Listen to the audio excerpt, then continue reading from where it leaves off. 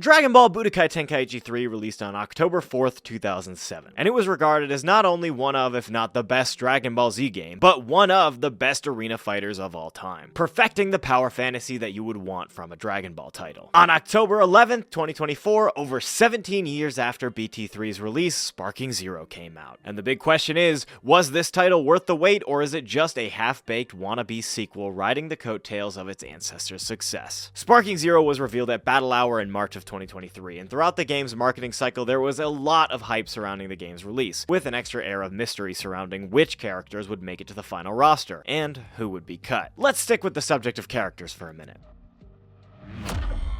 As an arena fighter and as a Dragon Ball game, characters are arguably the most important thing to nail with a game like this. In fact, almost all of the game's marketing surrounded this idea, revealing the characters on a grid that we assumed was going to be the final roster number, at the time, assuming it was only going to be 164 fighters. Budokai Tenkaichi 3 had a massive roster of 161 fighters, which immediately threw a wrench in the mix. How can we add every Dragon Ball Super character and include every Budokai Tenkaichi 3 character? Well, we now know we were played, with one of the final trailers revealing that there would in fact be 181 playable characters at launch. Compare that to Xenoverse 2 after all of its years of support still only having around 140 characters. But to be fair, at the time we're recording this, there is 19 Gokus, 14 Vegetas, and with the superhero DLC, 13 Gohans, as the game considers transformations as unique characters. As an old school BT player, I was always fine with this distinction, and the fact that Xenoverse came in and made transformations a power up just always bothered me for the longest time, and eventually I just had to get used to it. But this video isn't about Xenoverse, so I'm gonna stop mentioning it. Now, with that many characters on the roster, surely there will be some bloat and redundancy. And, well, yeah, there is. Don't get me wrong, there are a ton of unique moves, animations, transformations, and I love the inclusion of oddball characters like Frieza Soldier and Tapion, who's one of my personal favorite characters, so I'm so glad he made the roster. But without much effort, you can find the same handful of stock moves. I mean, there's like a billion Kamehamehas in this game, but beyond that, there's plenty of generic high-speed rushes, explosive waves, and variously named energy volleys. And I can understand that not every single character is going to have a 100% unique moveset, but it does create a clear line of some characters were just thrown into the game to pad the roster, and others got most of the attention and care. And beyond the characters that are in the game, there are still characters that got cut. Plenty of characters people love and would fit perfectly into this game. Almost all of OG Dragon Ball is absent, King Vegeta, Zangya, Fasha. Almost every Great Ape transformation was cut for some reason. Come on, you're telling me we got Kakunsa, but they don't put in my boy Bio Broly? And that's not even to mention the GT characters that didn't make it. Once again, Vegeta only had Super Saiyan 4 instead of being a full character. Nova and Ice Shenron,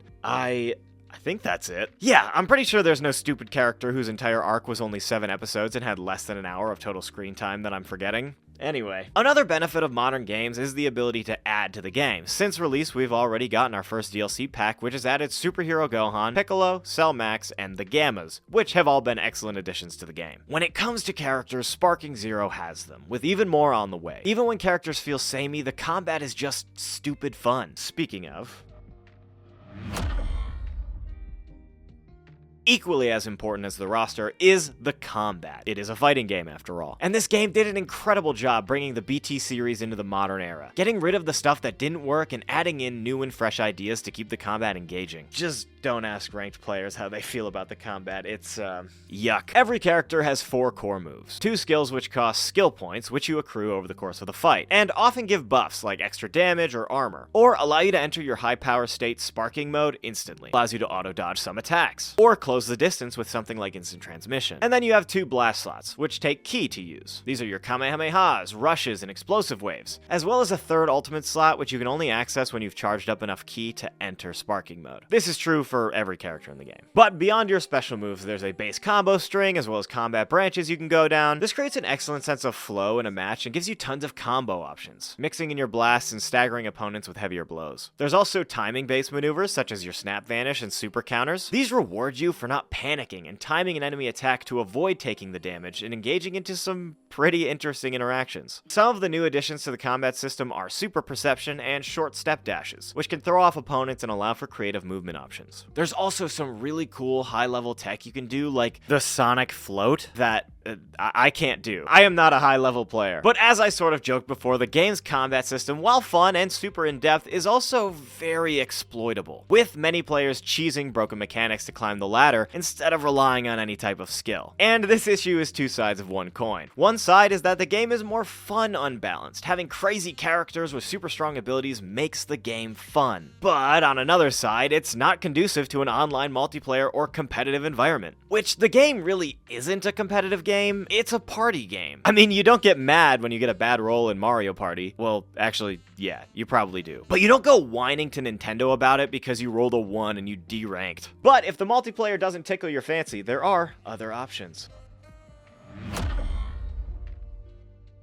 Sparking Zero's story mode is a touchy subject. While providing a super unique experience, allowing certain moments to be viewed in a first-person perspective, having 8 different characters all with their own perspective on the story, those characters being Goku, Vegeta, Gohan, Piccolo, Frieza, Trunks, Goku Black, and Jiren, as well as offering more than a handful of what-if scenarios, rewarding you for playing the game a particular way with insane deviations from the main storyline. Some going incredibly deep like Gohan, and that's all I'm gonna say about that. If you're watching this because you're on the fence about buying the game, and you don't want any spoilers, that's all I'll say, but Gohan, wow. It's also somewhat lackluster all in all. The story jumps around a lot, skipping over huge fights and sometimes even entire arcs, in favor of fleshing out other moments or those what-if scenarios. It's pretty easy as well, and each one of the different characters decreases in playtime as you go down the list from Goku to Jiren. It's still fun though, and is worth playing through a couple of times, if nothing else but to get those cool experiences with the what-ifs, unlocking characters and acquiring some extra Zenny, and getting a set of Super Dragon Balls. And beyond the campaign, the game has a custom battles mode. This allows members of the community to cobble together what-if battles using the entire roster, as well as a plethora of preset dialogue options, poses, and tons of other customizable bits and bobbles to really hone in your custom fights. And they're fun. There's also a tournament mode, where you can pick from a variety of rule sets and run through an entire tournament for rewards, and these can be done on or offline. This is true for pretty much all of the modes outside of the story and custom battles. They can be played alone against CPUs, or with other players. Hell, if you don't want to play the game, you can do CPU versus CPU fights and watch the computers duke it out for supremacy. If that concept sounds fun to you, check out my show right here on this channel, Fantasy Fight. Also, if you're enjoying the video, consider leaving a like and throwing a sub my way. Okay, thanks, back to the video. Hello folks, and come on down to the hottest new show, Ups and Downs. This is a revolutionary new concept which allows me, the YouTuber, to convey a lot of information to you quickly. I'm gonna rapid fire Sparking Zero subject matter, some of which we've already covered, and it's either gonna be an up or a down. Let's start off with all of our downs. Firstly, ranked is hell. There's connectivity issues, match levers, a subpar campaign, cut characters. Pretty much every YouTube video surrounding the game is something negative or the game is dead. Plenty of bugs and glitches. There's really only a few modes with little variety between them. Zenny, the in-game currency, becomes obsolete very quickly. The lack of costumes or customization options. And lastly, the lack of maps, which I actually want to talk about maps for a second. This is a big blow in my opinion. There's literally environments in the game for Kami's Lookout, Kame House, Capsule Corp, space, and it is wild that we didn't actually get these maps in the game. And on top of that, only Namek has a destroyed variant and can be destroyed while playing, which is weird because they marketed the destruction in the game being this next-gen big thing, but in the game, it actually just feels more like an afterthought. But that's enough of the downs, let's move on to the positive and give some ups. This is still the largest roster of any of these games, and there are a ton of incredible new inclusions. The immersion in the game is great. It really does feel like a powerful Dragon Ball simulator. And with that, there are tons of powerful feeling and looking attacks. Satisfying old school combat, absolutely gorgeous graphics, and really, really solid art design. The ability to transform and fuse mid-game, 5-player battles allowing for cool switch-ups and just huge scale battles. There's local split screen so you can play with your friends on the couch. The continued support with DLC and balance patches. Incredible what-if scenarios in the story mode. One-armed future Gohan. And an incredible modding community on PC. By the way, we have a bunch of mod reviews right here on this channel that you can go check out. And that is all of our ups and downs. Now it's time for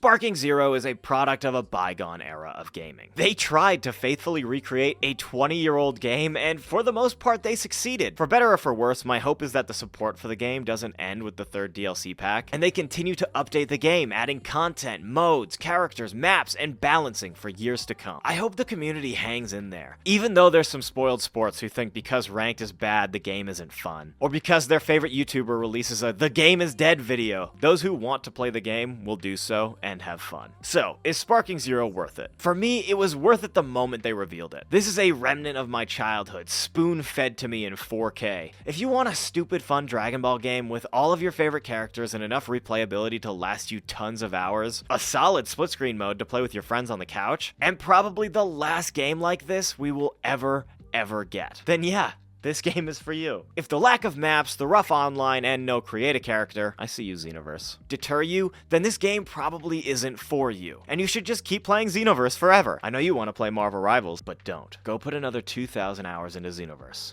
It's what you were born to do. But folks, that is going to be it for this video. If you watched this and decided to buy Sparking Zero, drop a like for me. And be sure to check out some of the other tons of content I have here on this channel surrounding Sparking Zero and other video games. But with that, this has been a video. I have been Gunchpot. Thank you everybody so much for watching, and of course, as always, see you next time.